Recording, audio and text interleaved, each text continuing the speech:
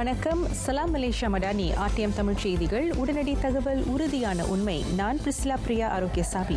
கவனத்தை ஈர்க்கும் முக்கிய செய்திகள் சுருக்கமாக.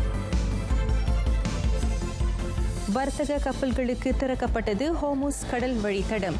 லெபனான் போர் நிறுத்த உடன்படிக்கை எட்டப்பட்டதன் பலன். மடானி அரசின் டீசல் உதவித்தொகை திட்டத்தால் 85 விழுக்காடு பயனர்கள் பலன். அரசை குறை கூறுவதை குறிப்பிட்ட தரப்பினர் நிறுத்திக் கொள்ள வேண்டும் என பிரதமர் சொன்னார். எண்ணெய் உற்பத்தி நாடாகினும் தேவையை ஈடுகட்ட கச்சா எண்ணெய் இறக்குமதி அவசியமாகிறது. முத்ரா கீழ் 22 கோடி ரிங்கெட் ஒதுக்கீடு. இந்தியருக்கு சொந்தமான தொழில்துறையையும் கூட்டுறவு சங்கங்களையும் வலுப்படுத்த அந்த தொகை பயன்படுத்தப்படும். எரிபொருள் நெருக்கடி மோசமடைந்தால் சிக்கன முன்னெடுப்புகளுக்கு அமைச்சரவை தயார். அமைச்சர்களின் சம்பள பிடித்தமும் அதில் அடங்கும். ஊடக பணியாளர்களின் பூடி 95 எரிபொருள் ஒதுக்கீட்டை 300 லிட்டராக உயர்த்தும் பரிந்துரை தேசிய பொருளாதார நடவடிக்கை செயற்குழு கூட்டத்தில் தாக்கல் செய்யப்படும். ஊபக்கிண்ண பூப்பந்து போட்டியில் களம் காணும் மலேசிய மகளிர் அணிக்கு தலைமையேற்கிறார் தீனா. 3வது முறையாக அதில் களம் காணவுள்ளார்.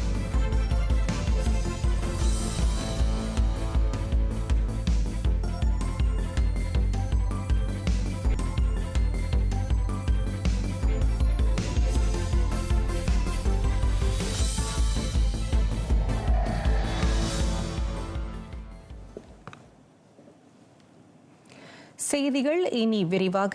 மடானி அரசு ஏற்படுத்தியுள்ள டீசல் உதவித்தொகை திட்டத்தை நாட்டில் 85 விழுக்காட்டினர் அனுபவிக்கின்றனர். உலக அளவிலான எரிபொருள் நெருக்கடியை தொடர்ந்து எண்ணெய் விலையேற்றத்தால் 15 விழுக்காட்டு மலேசியர்கள் மட்டுமே பாதிக்கப்பட்டுள்ளதை பிரதமர் டத்துஸ்ரீ அன்வார் சுட்டினார். அதிக விலையுள்ள டீசல் எண்ணெய் உண்மையில் 15% மக்களை பாதிக்கிறது. இதர 85 விழுக்காட்டு மக்கள் டீசலை சந்தை விலையில் வாங்குவதில்லை. மாறாக உதவித்தொகை வழங்கப்பட்ட விலையில் பயன்படுத்துகின்றனர். ஆனால் சில குறிப்பிட்ட தரப்பினர் அந்த 15 விழுக்காட்டினரை பற்றி மட்டுமே அதிகமாக பேசுகின்றனர். பெரும்பான்மையினர் குறித்து பேச மறுப்பதாக பிரதமர் விளக்கினார்.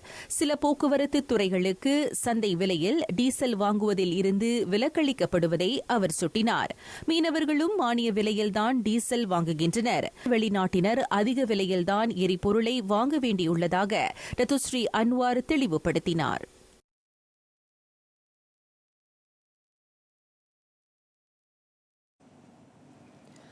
மலேசியா சுயமாக எண்ணெய் உற்பத்தி செய்யும் போதிலும் உள்நாட்டு தேவை மிகவும் அதிகமாக இருப்பதால் நாடு இன்னமும் கச்சா எண்ணெய் இறக்குமதியை சார்ந்திருக்கிறது. நாட்டில் நாள் ஒன்றுக்கு 3,50,000 பீப்பாய் கச்சா எண்ணெய் உற்பத்தி செய்யப்படும் நிலையில் மொத்த தேவை அதைவிட 2 மடங்கு அதிகம் என நிதி அமைச்சர் அறிவித்தார். மேற்காசிய நெருக்கடி உலக அளவில் எரிபொருள் விநியோக சங்கிலியை மிக மோசமாக பாதித்துள்ளது. ஹோர்முஸ் நீரிணையில் சிக்கியுள்ள முதன்மை எண்ணெய் கப்பல்களால் போக்குவரத்து மற்றும் கப்பல் போக்குவரத்தும் பாதிப்புற்றது. இதன் விளைவாக போக்குவரத்து மற்றும் காப்பீட்டு செலவுகள் உட்பட கச்சா எண்ணெய் விலைகளும் கிட்டத்தட்ட 40 விழுக்காடு அதிகரித்தன. மலேசியாவுக்கான கச்சா எண்ணெய் 48 விழுக்காடு உள்நாட்டு உற்பத்தி வாயிலாகவும் 38 விழுக்காடு ஹோர்முஸ் நீரிணையில் வழியாக இறக்குமதியும் 7% தென்கிழக்கு ஆசிய பகுதி, மேற்கு ஆப்பிரிக்கா மற்றும் பிற பகுதிகளிலிருந்தும், மேலும் 7 விழுக்காடு மேற்கு ஆசியா மற்றும் பிற பகுதிகளிலிருந்தும் பெறப்படுகின்றன. ஈராக் பஸ்ராவில் இருந்து 10 லட்சம் பீப்பாய் கச்சா எண்ணெயுடன் ஓஷன் தண்ட கப்பல் மலேசியாவை வந்தடைந்துள்ளதை பெட்ரோனாஸ் இன்று உறுதிப்படுத்தியது. நாட்டின் எரிபொருள் விநியோகம் சீராக இருப்பதை உறுதி செய்யும் அந்த நிறுவனத்தின் முயற்சிகளில் இதுவும் ஒன்றாகும்.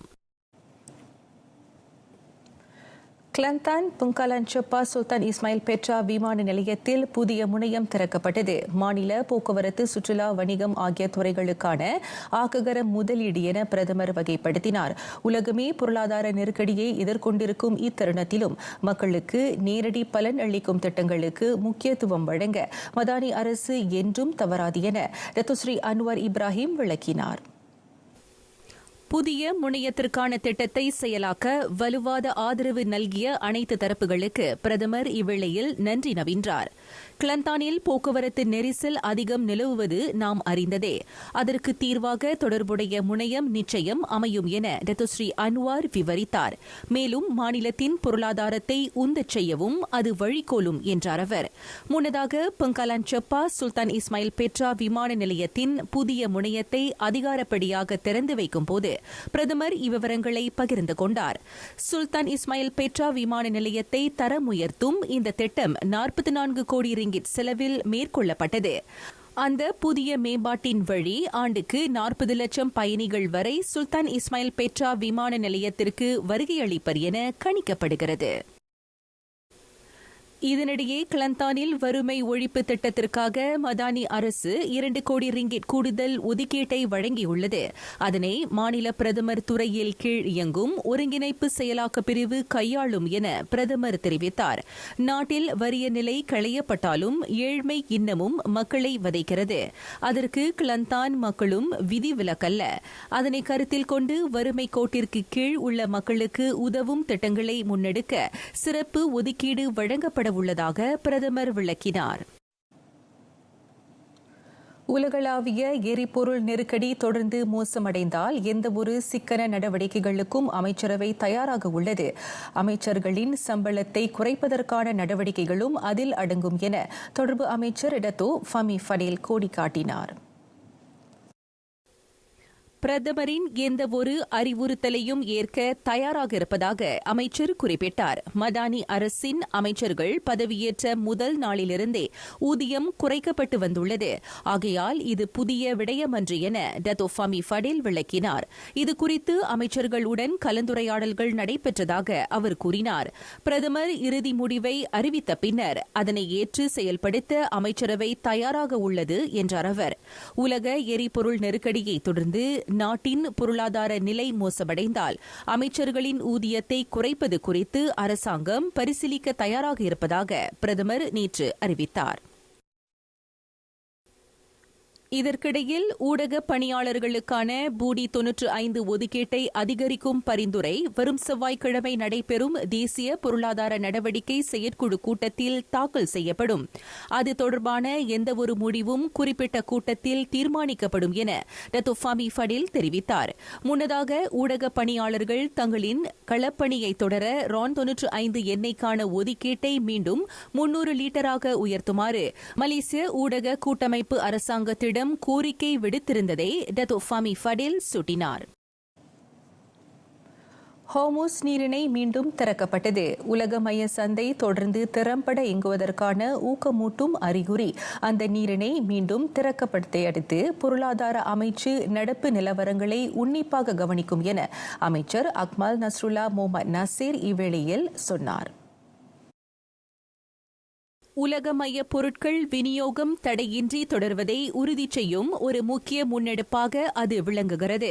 சண்டை நிறுத்தம் நடப்பில் இருக்கும் காலகட்டத்தில் அந்த வியூக வழித்தடத்தை வர்த்தக கப்பல்களின் போக்குவரத்துக்கு திறக்க ஈரான் முன்வந்திருப்பதை அக்மல் நஸ்ருல்லா பெரிதும் வரவேற்றார்.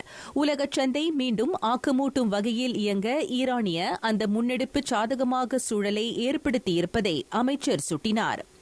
எண்ணெய், எரிவாயு போன்ற முக்கிய மூலப்பொருட்கள் சம்பந்தப்பட்ட வர்த்தகம் தடையின்றி தொடர்வதை உறுதி செய்வதில் இந்த நடவடிக்கை முக்கியத்துவம் வாய்ந்ததொன்றாகும்.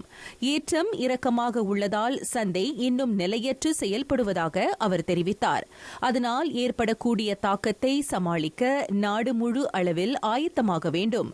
எதிர்பார்க்கப்பட்டதைப் போல் பொருளாதார நடவடிக்கைகள் சீராக தொடர்வதை உறுதி செய்ய பொருட்கள் உத்தரவாதத்திற்கு முன்னுரிமை அளிக்கப்பட வேண்டும்.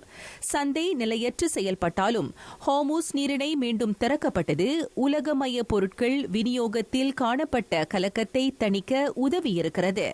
கோலாலம்பூரில் மலேசிய பங்குச்சந்தை ஏற்பாட்டிலான தேசிய முதலீட்டு திட்டத்தை தொடங்கி வைத்த பின்னர் அக்மல் நஸ்ருல்லா ஊடகத்தாரிடம் இவ்விவரங்களை வெளியிட்டார்.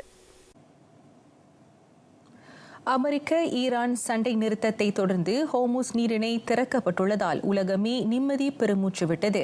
ஆனால் தற்போது கேள்விகள் பொருளாதார நிலைத்தன்மையை நோக்கி திரும்பியுள்ளன. மலேசியாவை பொறுத்தவரை உலக அளவிலான சவால்களை எதிர்கொள்வதில் அடுத்த சில மாதங்கள் ஒரு திருப்பு முனையாக அமையும். அரசுக்கும் மக்களுக்கும் இடையிலான அணுக்க ஒத்துழைப்பால் மட்டுமே அந்த சவாலை நாடு கடக்க முடியும்.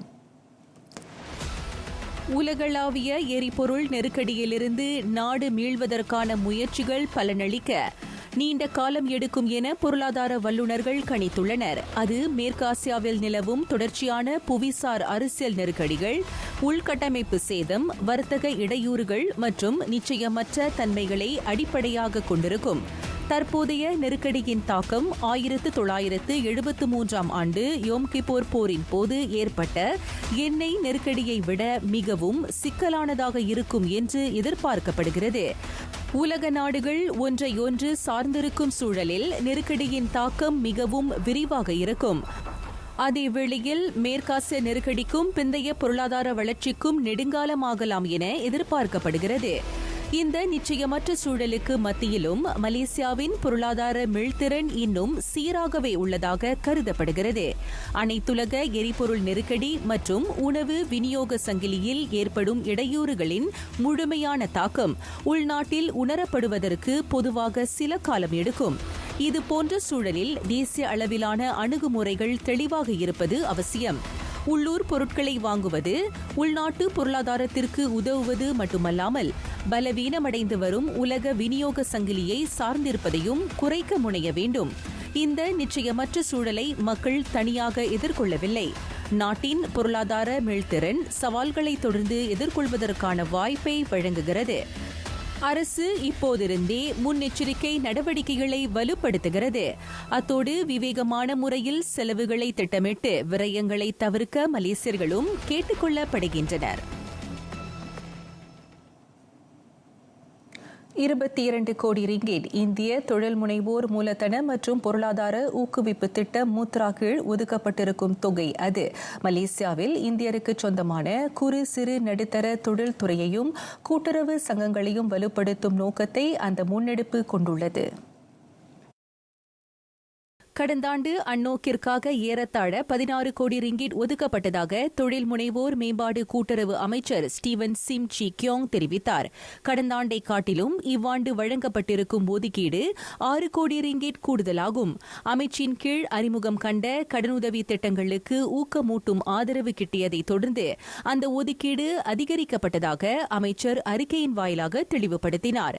மேலும் அமைச்சின் கீழ் இயங்கும் 5 நிறுவனங்கள் வாயிலாக முத்ரா முன்னெடுப்பு செயலாக்கம் காணும் என்றார் அவர். தேசிய முன்னணியில் மலேசிய முஸ்லிம் இந்தியர் காங்கிரஸ் கிம்மா இணைய நடப்பில் உள்ள உறுப்பு கட்சிகள் ஏகமனதாக ஆதரவு அளிக்க வேண்டும். துணை பிரதமரும் தேசிய முன்னணி தலைவருமான Datuk Seri doctor Ahmad Zahid Hamidi அவ்வாறு வலியுறுத்துகிறார். பரிசா நேஷனல் கிம்மா இணைவதற்கு தனிப்பட்ட முறையில் ஆதரவு நல்குவதாக அவர் சொன்னார். மேலும் அந்த கட்சி முன்வந்திருக்கும் விண்ணப்பத்தை அடுத்த கட்டத்திற்கு கொண்டு செல்லவும் டத்துஸ்ரீ டாக்டர் அஹ்மத் ஜஹீர் தயாராக உள்ளார். தேசிய முன்னணியின் அமைப்பு விதிகள் படி உறுப்பு கட்சிகளின் 100 விழுக்காட்டு ஆதரவு இருந்தாலொழிய கூட்டணியில் கிம்மாவை மேலும் ஒரு உறுப்பு கட்சியாக இணைத்துக் கொள்ள முடியும் என்றார் அவர். கிம்மாவின் 46ஆம் ஆண்டு பொதுப் பேரவையை தொடக்கி வைத்து உரையாற்றிய டத்துஸ்ரீ டாக்டர் அஹ்மத் ஜஹீர் இதனை வலியுறுத்தினார். கிளான் பண்டமரான் சுற்று வட்டாரத்தில் 3400 லிட்டர் உதவித்தொகை வழங்கப்பட்ட பெட்ரோல் எரிபொருளை பதுக்க முயன்ற செயலை ஸ்லாங்கூர் உள்நாட்டு வாணிப வாழ்க்கை செலவின அமைச்சு முறியடித்தது. மாநிலத்தைச் சேர்ந்த 7 KPDN அலுவலகங்களில் ஒருங்கிணைந்த தொடர் கண்காணிப்பின் வழி அது சாத்தியமானதாக தலைமை அமலாக்க அதிகாரி முகமது ஹனீசாம் கேச்சே தெரிவித்தார். அதிகாரிகளின் கண்காணிப்பு நடவடிக்கையின் போது ஐயத்தை ஏற்படுத்தும் வகையிலான லாரி அடையாளம் காணப்பட்டுள்ளது. அதனைத் தொடர்ந்து மேற்கொள்ளப்பட்ட அதிரடி சோதனையில் தொடர்புடைய லாரியில் உதவி தொகை வழங்கப்பட்ட டீசல் எரிபொருள் பதுக்கி வைக்கப்பட்டிருந்தது தெரியவந்தது. கூடுதல் எரிபொருள் வாங்குவதற்கான ஆவணத்தை காண்பிக்க தவறிய 30 வயது உள்நாட்டு ஆடவரும் கைது செய்யப்பட்டார். 1961 கட்டுப்படுத்தப்பட்ட பொருள் சட்டத்தின் கீழ் இவ்வழக்கு விசாரிக்கப்படுகிறது. மதானி ரஹ்மா விற்பனை திட்ட தகவல் செயலி அதன் வாயிலாக அது மேற்கொள்ளப்படும் இடங்களை மக்கள் எளிதில் தெரிந்து கொள்ளவியலும். தகவல்களை அளிப்பதோடு அன்றாட செலவுகளை திட்டமிடவும் அது உதவும் என உள்நாட்டு வாணிக வாழ்க்கை செலவின துணை அமைச்சர் டாக்டர் ஃபுசியா சலி தெரிவித்தார். மதானி ரஹ்மா விற்பனை திட்ட செயலி கடந்த மாதம் அறிமுகம் கண்டது. இலக்கவியல் வழி பயன்பாட்டை அதிகரிக்கும் அரசின் கடப்பாட்டை அது புலப்படுத்துவதாக துணை அமைச்சர் குறிப்பிட்டார். ஆப் ஸ்டோர் அல்லது கூகுள் பிளே ஸ்டோரில் அந்த செயலியை பதிவிறக்கம் செய்யலாம். சுகாதார அமைச்சில் பணியாளர் பற்றாக்குறை நிலவுகிறது. மருத்துவர், தாதியர் உள்ளிட்ட அனைத்து தரப்பினரின் தேவையை கருத்தில் கொண்டு அரசு உரிய நடவடிக்கையை எடுத்து வருவதாக பேரா ஆட்சிக்குழு உறுப்பினர் டாக்டர் சிவனேசன் தெரிவித்தார். சில தாதியர்கள் தனியார் மருத்துவமனைகளில் அதிக சம்பளத்தை எதிர்பார்த்து செல்கிறார்கள். மேலும் சிலர் வெளிநாடுகளுக்கும் சென்று பணிபுரிவதாக டாக்டர் சிவனேசன் சுட்டினார். அதேவேளையில் நாட்டில் உள்ள அரசு மருத்துவமனைகளில் தொடர்ந்து வேலை செய்யும் தாதியர்களின் பங்களிப்பை அவர் பாராட்டினார். சம்பள திட்டத்தை மாற்றுறதா இருந்தால் அல்லது அந்த ஸ்கீமை மாற்றுறதா இருந்தால் அது ஓரிரவு இரவில் நடப்பதில்லை. தனியார் துறைனா ஒரே ஒரு டைரக்டர் முடிவு எடுக்கலாம். நான் இவருக்கு இவ்வளோ சம்பளம் கொடுக்குறேன் அப்படின்ட்டு. இங்கே நம்மளுக்கு அந்த ஸ்ட்ரக்சர் சேலரி பேஸ் இருக்குது. அதை அதோட நம்ம மாற்ற முடியாது. இப்போ நமக்கு கூட நேற்று நான் சட்டமன்றத்தில் சொன்ன மாதிரி நம்மளுக்கு மருத்துவர்கள் தேவைப்படுது. இது பெண்கள் தான் இல்லை, ஆண்களும் இதை எடுத்து செய்யலாம். ஆனால் இதுக்குன்னு தனியார் துறையும் காசு கொடுக்குறாங்க, டிப்ளமா காசு கொடுக்குறாங்க. அதே மாதிரி அரசாங்கத்துறையில் டிப்ளமா காசு கொடுக்குறாங்க. இது முழுமையான ஒரு அரசாங்க வேலை. தாதியர்களுக்கு கூடுதல் சலுகைகள், சம்பளம் வழங்குவது தொடர்பாக அரசு பல்வேறு நடைமுறைகளை கையாளும் என அவர் கூறினார். ஈப்போவில் நடைபெற்ற தேசிய நிலையிலான தாதியர் சங்கத்தின் 76ஆம் ஆண்டு கூட்டத்தில் கலந்து கொண்ட பின்னர் அவர் ஊடகத்தாரை சந்தித்தார். மேலும் அந்த ஆண்டு கூட்டத்தில் கலந்து கொண்ட தாதியர்கள் சிலர் தங்களின் அனுபவத்தை பகிர்ந்து கொண்டனர். டோட்டலா 38 வருஷம் வேலை செஞ்சுட்டேன் கேகேஎம்ல. அதில் 18 வருஷம் கிளினிக்கல் இருந்துட்டு, இன்னொரு 18 வருஷம் டீச்சிங் லைன்லேயும் இருந்துட்டேன். என்னோட மோஸ்ட் பேஷன் அந்த சொல்லிக் கொடுக்குறது தான். அதான் பிள்ளைகள்கிட்ட சொல்லுவேன், நாலேஜ் கொடுத்துருவேன், ஸ்கில் சொல்லி கொடுத்துருவேன். ஆனால் அந்த அன்போடு செய்கிறது சொந்தமாக வரணும். நம்ம செய்கிறது வேலை லிக்விட் பேப்பர் போட்டு அழிக்க முடியாது. ஒரு தவறுனா தவறு.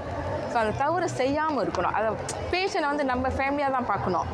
இந்நேரம் அது நம்ம அப்பாவா அம்மாவா இப்படி பார்ப்போம். அதே மாதிரி எல்லாத்தையும் பார்க்கணும். இந்த தாதியர் வேலைன்னா ஒரு நான் சொல்ல ஒரு நம்ம ரொம்ப பாசமாக அன்பாக நம்ம பேஷண்ட்டை நடந்துக்கணும்.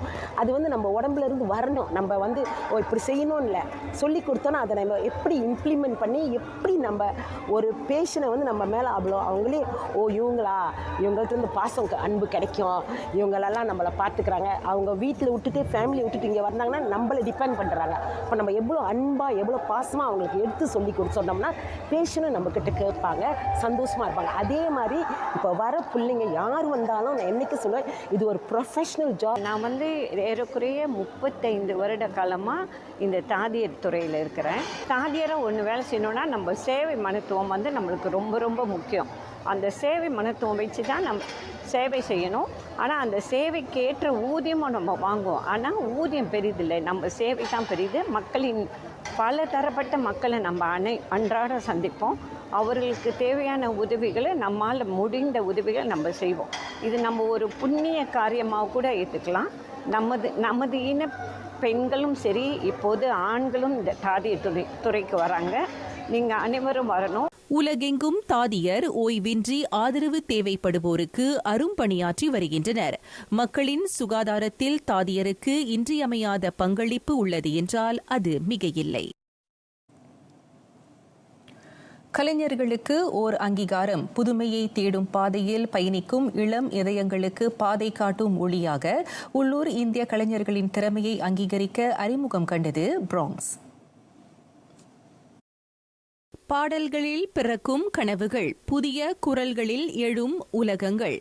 பிராங்ஸ் இசையை உருவாக்குவதோடு மட்டுமல்லாமல் கலைஞர்களுக்கு இசையின் பின்னணியையும் புரிந்து கொள்ள உதவுகிறது. இசை உலகில் இது ஒரு புதிய அத்தியாயத்தை தொடக்கியுள்ளது. பிராங்ஸ் வந்து ஒரு மியூசிக் லேபிள். இந்த மியூசிக் லேபிளில் வந்து நிறைய புது ஆர்டிஸ்ட்டை நம்ம அறிமுகப்படுத்துகிறோம். அது மட்டும் இல்லாமல் நிறைய புது திட்டத்தை நம்ம இன்ட்ரடியூஸ் பண்ணுறோம். அதில் வந்து நிறைய பேர் நம்மளுக்கு சப்போர்ட் பண்ணுறதுக்கு இன்றைக்கி வந்திருக்காங்க. அதில் இருக்கிற ஒரு திட்டம் என்னென்னா வந்து இனி வரும் ஆர்டிஸ்ட்க்கும் இப்போ இருக்கிற ஆர்டிஸ்ட்க்கும் வந்து நம்ம மியூசிக் சம்மந்தப்பட்ட பிஸ்னஸ் சரி, மியூசிக் சம்மந்தப்பட்ட ராயல்ட்டிஸ், பப்ளிஷிங், இன்டலெக்சுவல் ப்ராப்பர்ட்டி சம்மந்தப்பட்ட அனைத்து நாலேஜும் வந்து நம்ம வந்து ஒரு செமினார் மாரி செஞ்சு இலவசமாக வந்து நம்ம எல்லாத்துக்கும் இப்போ பிளான் பண்ணிக்கிட்டு இருக்கோம். திறன்மிகு உள்ளூர் கலைஞர்களை கண்டறிந்து அவர்களுக்கு உரிய வாய்ப்புகள் கிட்டுவதை உறுதி செய்கிறது பிராங்ஸ். புதிய ஒலிகள், புதிய குரல்கள், புதிய சிந்தனைகளுடன் அது உருவெடுத்துள்ளது.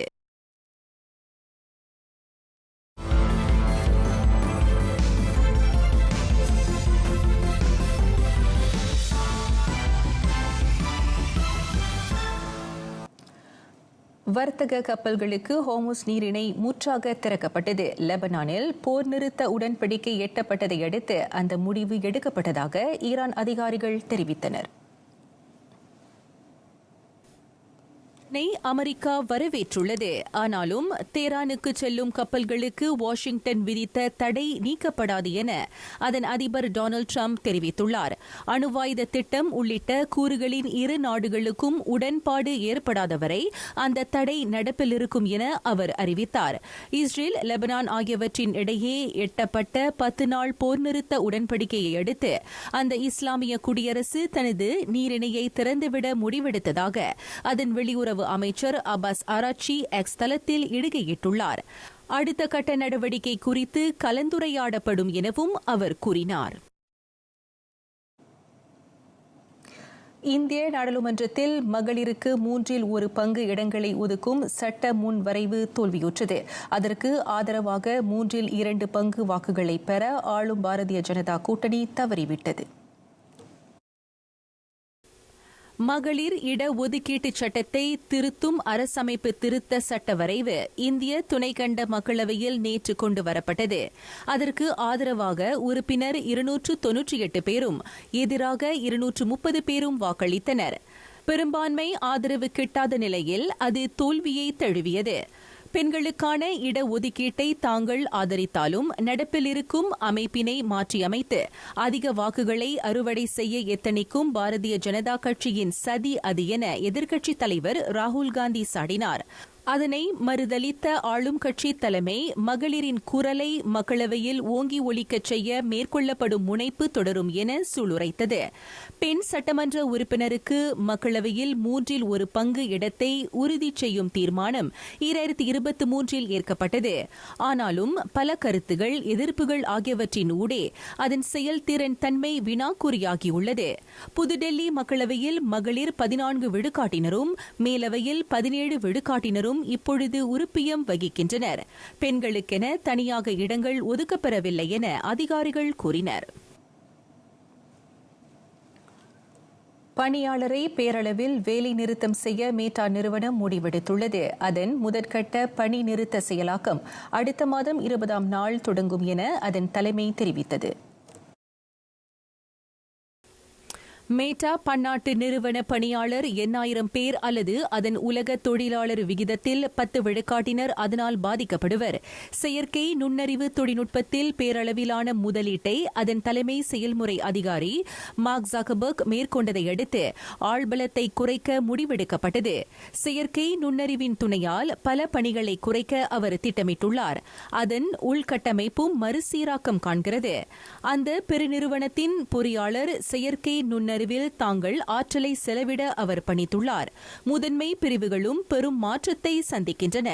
வேலை நிறுத்தம் மேற்கொள்ளப்படினும் அதன் நிதி நிலைமை வலுவாக இருப்பதாக கூறப்படுகிறது. $20,000 கோடி வருவாயை மேட்டா பிளாட்ஃபார்ம் இன்கார்ப்பரேட்டட் நிறுவனம் ஈட்டியது.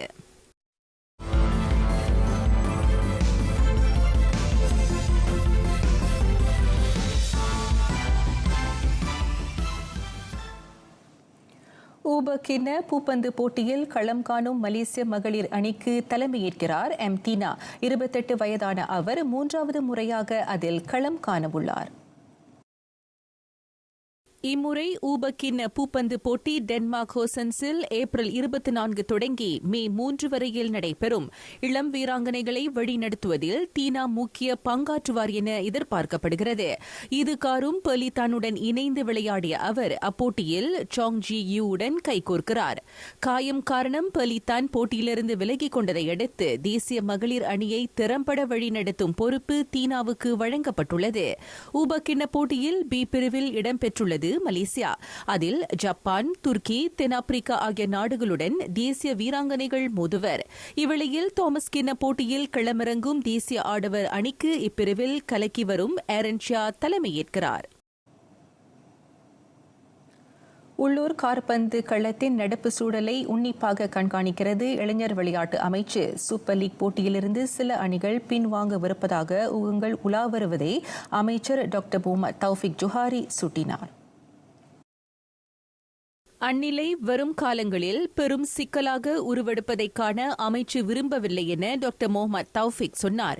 மேலும் தேசிய விளையாட்டுத்துறை சிக்கலின்றி தொடர்ந்து சீராக இயங்குவது உறுதி செய்யப்படும் என அவர் சொன்னார். நிலைமையை தொடர்ந்து கண்காணிப்பதோடு சிக்கலுக்கு சிறந்த தீர்வை எட்டுவதற்கான வழிமுறைகளை ஆராய கலந்துரையாடல் நடத்தப்படும். திரங்கானு புலாவ் ரெடாங் கடல் பூங்காவில் ரக்கான் பூமி திட்டத்தை தொடக்கி வைத்த பின்னர் டாக்டர் முகமது தௌஃபிக் ஊடகத்தாரிடம் பேசினார். சிங்கை பொது தடகள போட்டியில் சாதித்தனர் மலேசியர்கள். அதன் ஆண்கள், பெண்கள் 400 மீட்டர் ஓட்டப்பந்தய பிரிவுகளில் உமார் உஸ்மானும் ஷிரின் சாம்சன் வெலபோயும் தங்கம் வென்று பிறந்த மண்ணுக்கு பெருமை சேர்த்தனர். 47.14 வினாடிகள். ஆடவர் 400 மீட்டர் ஓட்டப்பிரிவில் உமார் உஸ்மான் பதிவு செய்த நேரம் அது. வெள்ளி, வெண்கல பதக்கங்களை முறையே இந்தோனேசியாவின் மௌலானா இஸ்மாயிலும் பிலிப்பீன்ஸின் ஃபிரெட்ரிக் ரமிரெஸும் தட்டிச் சென்றனர். மகளிர் 400 மீட்டர் ஓட்டப்பிரிவில் பொற்பதக்கத்தை கைப்பற்ற ஷெரின் 50.24 வினாடிகள் வரையில் ஓடினார். இந்தோனேசியாவின் மஜீனா அசிரிம் 2ஆம் இடத்தை பிடித்த வேளையில் 3வதாக உபசரணை நாட்டைச் சேர்ந்த லவினி ஜைகாந்த் வந்தார். 25 ஆண்டுகளுக்கு பிறகு இங்கிலீஷ் பிரீமியர் லீக்கிற்கு திரும்புகிறது கோவென்ட்ரி சிட்டி. நிர்வாகி பிராங்க் லாம்பார்ட் வழிகாட்டலில் இயங்கும் அவனி முன்னதாக சாம்பியன்ஷிப்பில் பிளாக்பர்னுடன் தலா ஒரு கோலில் சமம் கண்டது. பிரீமியர் லீக்கிற்கு முன்னேறுவதற்குரிய ஒரு புள்ளியை பெற கோவென்ட்ரி பிளாக்பர்னை அதன் சொந்த அரங்கில் சந்தித்தது. முற்பாதி வரையில் இரு அணிகளும் கோலின்றி சமநிலையில் இருந்தன. உபசரணை அணி 54ஆம் நிமிடத்தில் ரோயா மொரிஷிதா வாயிலாக அதன் ஒற்றை கோலை பெற்றது. முழுநேர ஆட்டம் நிறைவை தொட 6 நிமிடங்கள் இருக்கும் தருவாயில் பாபி தாமஸ் கோவென்ட்ரிக்கான கோலை புகுத்தினார். ஆட்டம் தலா ஒரு கோலில் முடிவுற்றதை அடுத்து அவனி பிரீமியர் லீக்கில் தனக்கான இடத்தை உறுதி செய்தது. நடப்பு சாம்பியன்ஷிப் பருவம் நிறைவை நாட 3 ஆட்டங்களே மீதமிருக்கும் நிலையில் கோவென்ட்ரி பட்டியலில் 86 புள்ளிகளுடன் கோலோச்சுகிறது. அடுத்த இரு நிலைகளில் இப்ஸ்விச், மில்வால் அணிகள் உள்ளன. பட்டியலில் முதல் 3 இடங்களை பிடிக்கும் அணிகள் புதிய பருவ பிரீமியர் லீக்கில் அடியெடுத்து வைக்கும். திருக்குறள். சிறுமையுவு நீங்கிய இன்சொல் மறுமையும் இம்மையும் இன்பம் தரும். பிறர் மனம் நோகும் வகையிலோ பழித்துரைக்கும் வகையிலோ இல்லாமல் தூய்மையான எண்ணத்துடன் இனிய சொற்களை பேசுவது ஒருவனுக்கு இந்த வாழ்க்கையிலும் அடுத்த வாழ்க்கையிலும் கூட இன்பத்தை தரும் என சொல்லின் மேன்மையை போற்றுகிறார் வான்புகழ் வள்ளுவர். நிறைவை நாடுகிறது RTM தமிழ் செய்திகள். எங்களோடு பயணித்ததற்கு நன்றி.